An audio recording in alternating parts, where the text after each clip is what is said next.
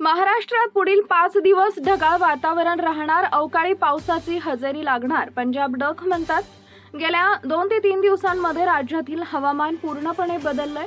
जानेवारी महिन्याची सुरुवात कडाक्याच्या थंडीनं झाली, मात्र आता राज्यात बहुतांश ठिकाणी ढगाळ हवामान पाहायला मिळत असून किमान तापमानात देखील वाढ झाली आहे। अशातच भारतीय हवामान खात्यानं उत्तर कोकण, उत्तर महाराष्ट्र आणि मराठवाड्यातील काही भागांमध्ये हलका ते मध्यम स्वरूपाचा पाऊस पडू शकतो असा अंदाज दिलाय। असं असतानाच आता ज्येष्ठ हवामान अभ्यासक पंजाबराव डक यांनी एक नवीन अंदाज दिलाय।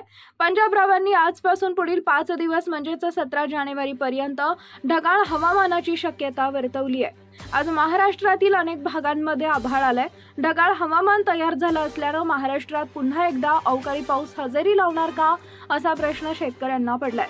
पण पंजाबरावांनी आता राज्यात 17 तारखेपर्यंत ढगाळ हवामान राहील। या काळात अगदीच 1 ते 2 ठिकाणी रिमझिम पाऊस पडू शकतो।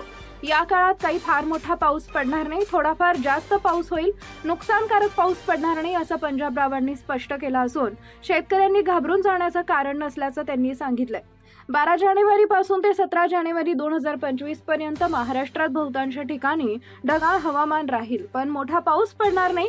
या काळात अगदीच तुरळक ठिकाणी रिमझिम पावसाची शक्यता आहे, मात्र मोठा पाऊस पडणार नसल्याचं शेतकऱ्यांचं नुकसान होणार नाहीये। आज 12 जानेवारी रोजी पूर्व विदर्भ, पश्चिम विदर्भ आणि उत्तर महाराष्ट्रातील काही भागांमध्ये रिमझिम पावसाची शक्यता आहे।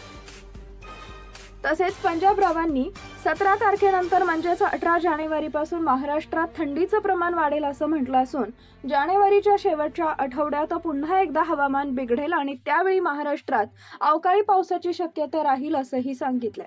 नवीन अपडेट मिळवण्यासाठी आता लगेच आपल्या चॅनलला सबस्क्राईब करा। धन्यवाद।